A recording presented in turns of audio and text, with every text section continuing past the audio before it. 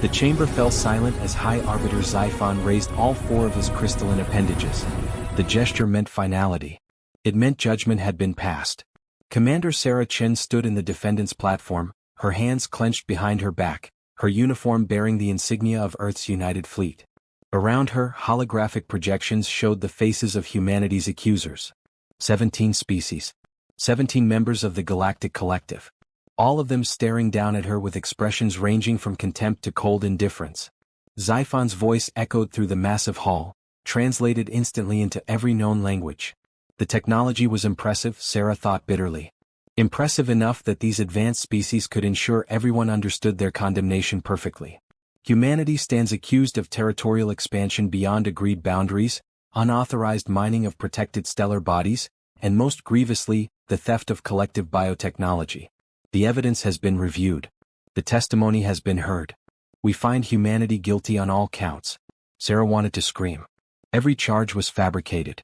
The expansion had been into unclaimed space, verified by 3 independent surveys.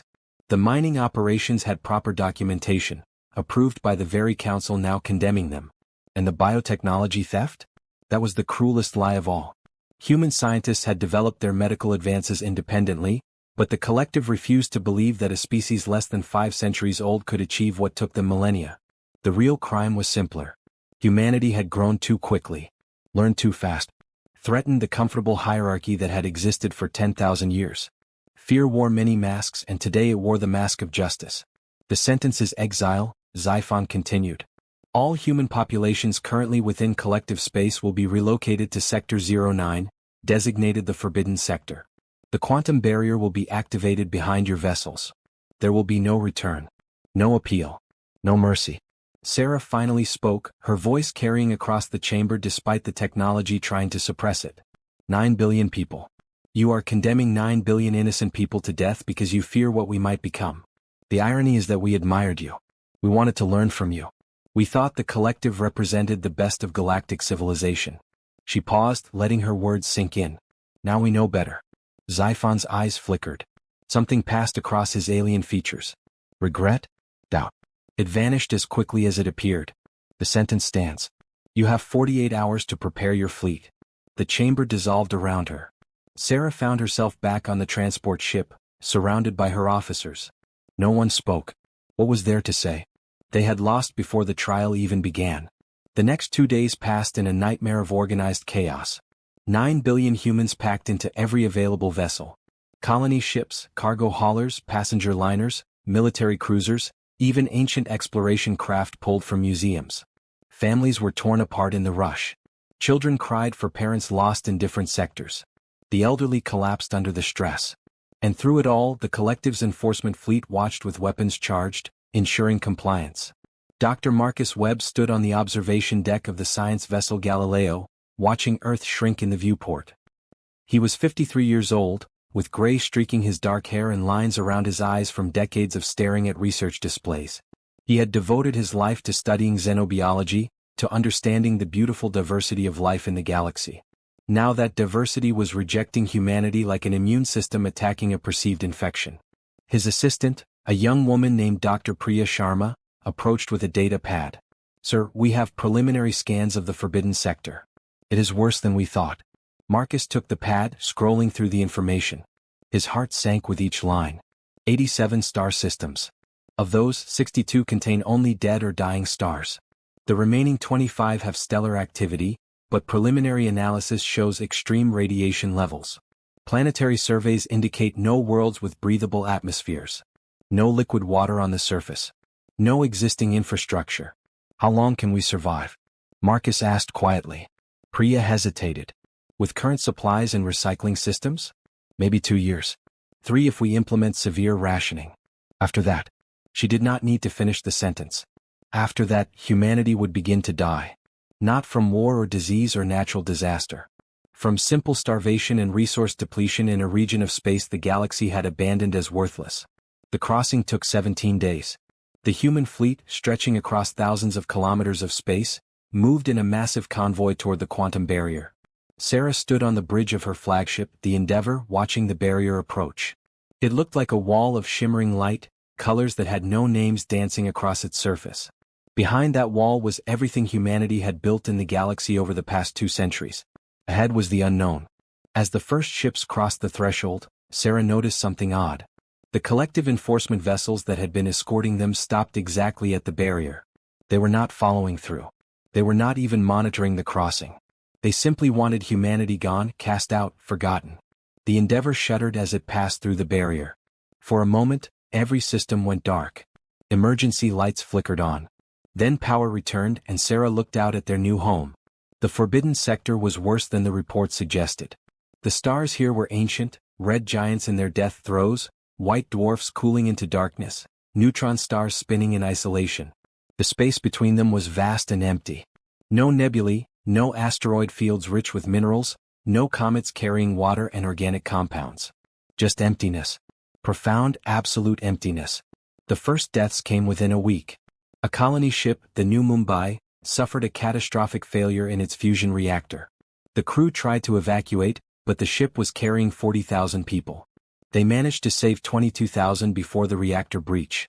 The explosion was visible across half the sector, a brief flare of light quickly swallowed by the darkness. Sarah held a memorial service over the fleet-wide communication system. She said words about sacrifice and remembrance and hope. But inside she was screaming. More failures followed. The Collective had given humanity their oldest, most worn-out vessels for the Exile. Ships that had been scheduled for decommission. Ships with failing systems and patched hull plating. The Collective called it mercy, providing transportation at all. Sarah called it murder with extra steps. A medical transport lost life support. A cargo hauler's engines exploded during a routine burn. A passenger liner's hull developed microfractures, and the crew had to abandon 3 entire decks to vacuum. By the end of the first month, 9 billion had become 8.7 billion. 300 million dead. More than the entire population of Earth in the 21st century, gone in 30 days. The survivors were traumatized, exhausted, and running out of hope. Sarah called an emergency council meeting on the Endeavor. Representatives from every major ship group gathered in the conference room, their faces gaunt and hollow. "We need to find a planet, any planet where we can land and establish a base," Sarah began. "Our ships are dying around us. We need solid ground and local resources, even if we have to build habitats from scratch." A captain named James Wu spoke up. "Commander, we have surveyed 40 systems. Nothing is viable. Atmosphere too toxic, gravity too extreme, radiation too high. We are looking at worlds that make Venus look hospitable. Then we make them viable," Sarah said firmly. "We have 9 billion people and some of the finest engineers and scientists in the galaxy. If the Collective could terraform worlds, so can we." A bitter laugh came from the back. That was Dr. Chin Park, head of the Geological Survey team. "Commander, with respect, the Collective took centuries to terraform worlds using technology we do not have and resources we do not possess. We have maybe a year before our food supplies run critical." Sarah slammed her hand on the table. "Then we have a year to work miracles. Because the alternative is sitting here and dying quietly, exactly what they expect us to do. I refuse to give them that satisfaction." The room fell silent. Then Marcus Webb stood slowly. "Commander, my team has detected something unusual. There is a planet in System 43. The locals called it various names, but our scans show extensive ruins. Not collective ruins. Something older. Much older." Sarah leaned forward. "Define older." Marcus pulled up a holographic display. "The ruins date back approximately 12 million years, predating the Collective by at least 2 million years. The architecture is unlike anything in the database. And Commander, there are energy readings. Faint but present. Something in those ruins is still active after 12 million years." For the first time in weeks, Sarah felt something other than despair. That was the planet. System 43. The world was small, barely larger than Mars, with a thin atmosphere composed mostly of nitrogen and carbon dioxide. The surface temperature hovered around -40 degrees Celsius. But the ruins Marcus had found were extensive, covering an area the size of Asia. And something about them called to humanity like a lighthouse in the storm. The fleet altered course. Ships limping on failing engines turned toward System 43. Sarah stood on the bridge and watched the planet grow larger in the viewport. It was gray and barren, with ice caps at both poles and no visible water elsewhere. But Marcus was right about the ruins. Even from orbit they were visible. Massive structures arranged in geometric patterns, some reaching kilometers into the thin atmosphere. Whatever civilization built this had been advanced beyond measure. Landing parties prepared. Sarah insisted on going herself, despite protests from her officers. She needed to see this with her own eyes. The landing craft descended through the atmosphere, fighting turbulence from the planet's violent winds. They set down near the largest structure, a pyramid-like building that dwarfed anything humanity had ever constructed. The landing party stepped out in environmental suits, their boots crunching on the frozen ground. Marcus led them toward the pyramid entrance. His scanner chirped constantly, recording data. The energy readings are stronger here. Whatever power source they used, it has not depleted in 12 million years. That level of technology is beyond even collective understanding. They entered through a massive archway. Inside, the air was warmer, around 0 degrees. Lights flickered on as they walked, responding to their presence. The walls were covered in symbols, beautiful and incomprehensible. Sarah reached out and touched the wall. The symbols began to glow. Suddenly, the entire chamber illuminated. A holographic display appeared in the center, showing star charts and diagrams and formulas. Marcus gasped. They left us a message. A library. This entire structure is a repository of knowledge. Sarah stared at the floating images. Why would they leave all this behind? Marcus studied the symbols. His linguistic AI was working overtime trying to find patterns and meaning. After several minutes he spoke softly. According to this, they were called the architects. They built a civilization spanning millions of worlds. Then something happened. A great catastrophe. They did not have time to save themselves, but they had time to preserve their knowledge. They sealed it in places like this, scattered across the galaxy. Waiting. Waiting for what? Sarah asked. Marcus looked at her. For someone worthy to find it. Someone who needed it. Someone who could use it to build again. Sarah felt tears on her face inside her helmet. The collective threw humanity into this forgotten sector, into this graveyard of dead civilizations, expecting them to fade away. But the collective had missed something crucial. In their arrogance, they had never bothered to search the forbidden sector thoroughly. They had no idea what treasures lay hidden here. Sarah activated her communication system. All ships, this is Commander Chen. Set landing coordinates for Planet Ash. Yes, she thought that would be their name for this world. Planet Ash. Because from ashes new things could rise. We have found something. Something that changes everything. Begin landing operations immediately. Establish camps near the major ruin sites. Science teams, prepare for the largest research operation in human history. As she spoke, more landing craft descended from orbit. Thousands of them, carrying millions of people desperate for solid ground and desperate for hope. They landed across the gray landscape and slowly lights began to appear. Human lights. Human settlements. Human determination refusing to die. Marcus stood beside Sarah, watching the landing operation. The architects left us more than knowledge. They left us a chance. Now we must prove ourselves worthy of it. Sarah nodded, her jaw set with determination. The collective wanted to forget about humanity. They would regret that decision. In throwing humanity away, they had given humanity exactly what it needed. Time, space, and the tools to become something the galaxy had never seen before. The first phase of exile was over. The first phase of survival was beginning. And somewhere in the ancient ruins around them, 12 million years of knowledge waited to be discovered. Rising from the ashes, 25 years had passed since the landing on Planet Ash. Commander Sarah Chen, now 70 years old, stood at the observation window of New Genesis Station, humanity's first orbital habitat in the Forbidden Sector. Her hair had turned completely white, and her face bore the deep lines of someone who had carried the weight of billions on her shoulders. But her eyes remained sharp, and when she looked down at Planet Ash below, she saw not the barren gray world they had found, but the transformation humanity had wrought upon it. The planet's surface glowed with thousands of lights. Domed cities sprawled across former wastelands. Atmospheric processors, built using technology extracted from the architect ruins, pumped oxygen into the thin air. It would take another century before anyone could breathe outside without assistance, but the process had begun. Landing fields buzzed with activity as ships moved between the surface and orbit. These were not the failing collective vessels anymore. These were human designs, sleek and efficient, built from materials humanity had learned to synthesize using architect principles. Elena Vasquez checked her flight instruments as her scout ship, the Pathfinder, approached New Genesis Station. She was 28 years old, born during the Exodus, part of the generation that had never seen the collective worlds. Her earliest memories were of crowded refugee ships and her mother's frightened face. But Elena had grown up on Planet Ash, studied at the new academy, and become one of humanity's finest pilots. She understood flight not just as mechanics and physics but as art. Her instructor said she flew like she was born in vacuum.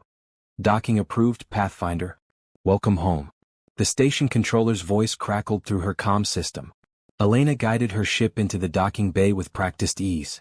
She had just returned from a 3-month deep-range patrol, mapping systems at the edge of the forbidden sector. What she had found would change everything again. As she powered down her systems and prepared to disembark, she thought about how far humanity had come. From refugees dying in broken ships to this. A civilization reborn. In the engineering section of New Genesis Station, Kai Norton was solving a problem that would have been impossible a decade ago. He was 32, tall and lean, with burn scars on his hands from too many close calls with experimental reactors. Kai had a gift for understanding how things worked, not just mechanically but fundamentally. He could look at an architect device and somehow grasp its purpose, its elegance. Some called it genius. Kai called it necessity. When your species was on the edge of extinction, you learned fast or you died. The device in front of him hummed with barely contained energy. It was a power core, built using architect designs but adapted for human technology. The architects had harnessed exotic matter, manipulating quantum fields in ways that made fusion reactors look like campfires. This single core could power a city for a century without refueling. Kai adjusted the containment field, watching the readouts stabilize. Perfect. Another reactor ready for installation. They would need hundreds more for the expansion projects. Dr. Marcus Webb had aged gracefully into his role as humanity's chief xenoarchaeologist. At 78, he still spent most of his days in the ruins, cataloging discoveries and translating architect texts. The linguistic AI had cracked their language years ago, but understanding the concepts required human intuition. The architects had thought differently than any known species. Their technology blurred the lines between science and art, between engineering and philosophy. Marcus had devoted the last quarter-century to understanding them, and he felt he was only beginning to scratch the surface. His current project involved a facility buried 3 kilometers beneath planet Ash's surface. The excavation had taken 5 years. What they found was astonishing. A manufacturing complex, still functional, capable of producing materials with properties that seemed impossible. Metals that were lighter than aluminum but stronger than tungsten. Ceramics that could withstand temperatures that would vaporize any known substance. Polymers that could heal themselves when damaged. The implications for ship construction were staggering. Sarah had called a council meeting, the first full assembly in 6 months. The council chamber on New Genesis Station was a far cry from the desperate gatherings on the Endeavour all those years ago. Now it was a proper government hall with representatives from 17 major settlements across 4 planets and a dozen orbital habitats. The population had recovered from the initial losses. 8.7 billion had dropped to 4 billion in the first 5 years as disease, accidents, and despair took their toll. But then the tide had turned. Better technology, better food production, better medicine. The population had stabilized, then grown. 6 billion now and climbing. Sarah called the meeting to order. Elena Vasquez has returned from her long-range patrol with significant intelligence. Elena, please present your findings. Elena stood, activating the holographic display. Her data filled the chamber, star charts and surveillance recordings and intercept communications. For the past 3 months, I have been observing the border regions between the forbidden sector and collective space. What I found matches the fragmentary reports we have been receiving. The Galactic Collective is in crisis. The hologram showed images of collective worlds. On several, cities burned. On others, orbital stations hung dark and abandoned. Fleet movements indicated conflict between different species within the collective. Elena continued, speaking with calm precision. The resource distribution network has collapsed. Species that were once united are now competing, sometimes violently, for diminishing supplies. 3 civil wars are currently active. Multiple colony worlds have declared independence. The Central Authority on Collective Prime is barely holding power. A counselor named James Wu, son of the captain who had served during the Exodus, leaned forward. How did this happen? They controlled the galaxy. Elena pulled up economic data. Overexpansion and complacency. The collective grew for 10,000 years without serious opposition. Their systems became inefficient, corrupt. They ignored warnings about resource depletion because they had always found more resources. Until they could not. The first shortages began about 15 years ago. They tried to hide it but the cracks spread. Now the entire structure is coming apart. Another counselor spoke, her voice hard. Good. Let them suffer as they made us suffer. Sarah raised her hand for silence. We are not here to celebrate their downfall. We are here to decide what humanity does next. We have rebuilt. We have grown strong. The question is whether we reveal ourselves or remain hidden. The chamber erupted in debate. Some wanted immediate action to reclaim humanity's place in the galaxy. Others urged caution, arguing that revealing their survival might unite the collective against a common enemy. Sarah let them argue for several minutes before speaking again. Kai Norton, report on our military capabilities. Kai stood, displaying schematics. We currently have 247 warships of various classes, all equipped with architect-enhanced propulsion, weapons, and defenses. Our ships are faster and more maneuverable than any collective design. Our hull materials can withstand weapons fire that would shred their vessels. Our energy weapons operate on principles they do not understand. In direct combat, our fleet could engage a collective force 3 times our size and expect victory. But, Kai continued, we are still vastly outnumbered. Even in their weakened state, the collective has thousands of ships. If they unified against us, we could not win. Not yet. We need more time to build, to expand our production capacity. Marcus Webb added his perspective. We also need to consider the archaeological factor. We have explored less than 5% of the ruins in the Forbidden Sector. There are dozens of other architect sites, possibly hundreds. Each one contains knowledge and technology we have not yet accessed. Revealing ourselves now means abandoning the search. The collective would never allow us to remain in this sector. Sarah listened to all perspectives, then made her decision. We will prepare for contact, but on our terms. Elena, you will continue deep-range patrols and intelligence gathering. Kai, accelerate warship production. I want our fleet doubled within 3 years. Marcus, prioritize exploration of the remaining architect sites. We take everything we can before we have to defend what we have found. The council voted. The decision was unanimous. Humanity would remain hidden a while longer, but they would prepare for the day when hiding was no longer possible or desirable. That evening, Sarah stood again at the observation window. Elena approached, carrying 2 cups of synthesized coffee.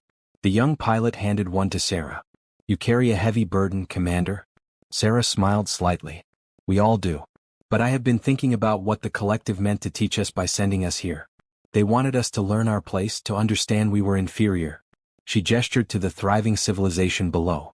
Instead, we learned we never needed them. We learned to stand on our own. That is a lesson they will eventually understand, when we are ready to teach it. 3 years later, the Phoenix Rising slid out of the construction dock at New Genesis Station. The ship was massive, a dreadnought-class vessel 5 kilometers long. Its hull gleamed with an iridescent sheen, the mark of architect-derived materials. Its engines could push it to speeds that made collective vessels look like they were standing still. Its weapons could crack a moon. And it was the first of its class, with 12 more under construction. Kai Norton stood in the engineering bay watching final systems checks. This ship was his masterpiece, the culmination of everything humanity had learned. Sarah Chen, now 78 and officially retired from active command, attended the launch ceremony. The new commander of the Phoenix Rising was Elena Vasquez, promoted to captain after her exceptional service. Sarah watched the young woman take command and felt a profound sense of completion. The generation born in exile was now leading humanity forward. That was as it should be. The Phoenix Rising's maiden voyage had a specific purpose.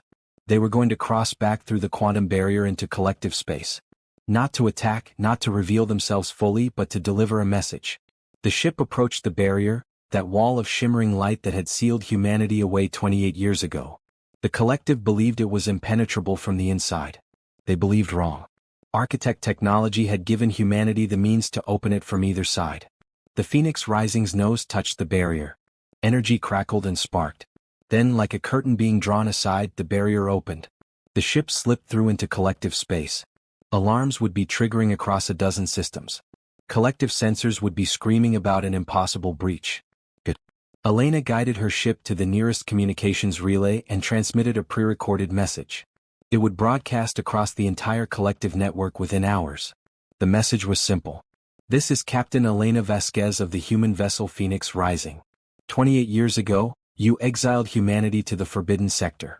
You expected us to die. You were wrong. We survived. We adapted. We thrived.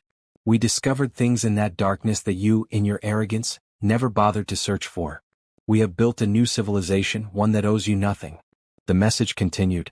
We do not seek war. We do not seek revenge. But understand this. We are no longer the species you judged and discarded. We are something new, something you helped create through your cruelty. You wanted us forgotten.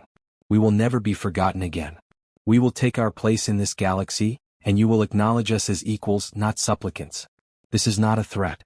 This is a statement of fact. Humanity has risen from the ashes you tried to bury us in.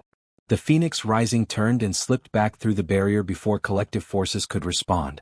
Elena smiled as her ship accelerated toward home. The message had been delivered. Now the galaxy would have to decide how to respond. On New Genesis Station, Sarah watched the Phoenix Rising return. Around her, millions of humans went about their lives. Children played in parks where once there had been only vacuum. Scientists worked in laboratories equipped with technology that made collective science look primitive. Engineers built ships that redefined what was possible. Artists created beauty in a place meant to be a tomb.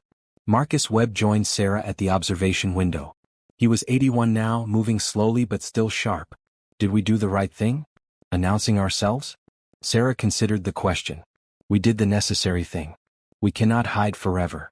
Better to reveal ourselves from a position of strength than to be discovered from weakness. Marcus nodded. The architects would approve, I think.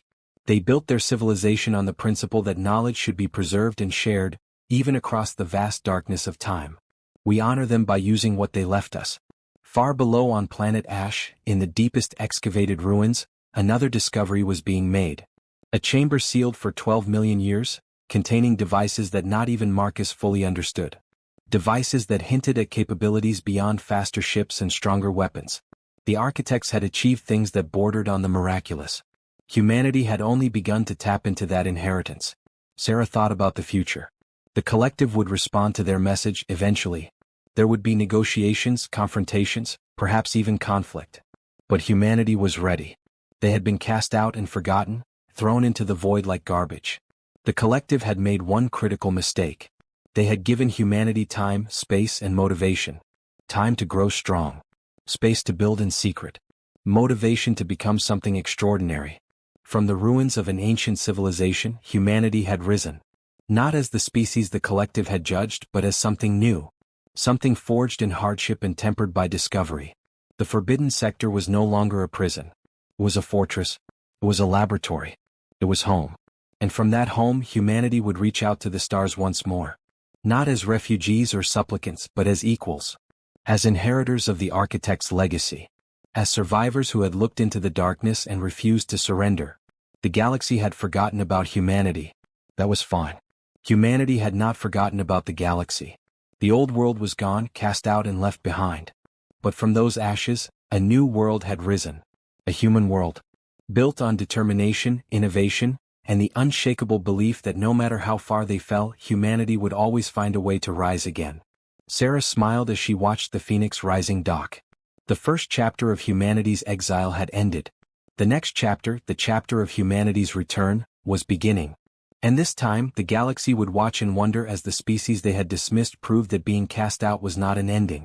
It was a beginning. The beginning of something the collective could never have imagined. The beginning of humanity's true place among the stars.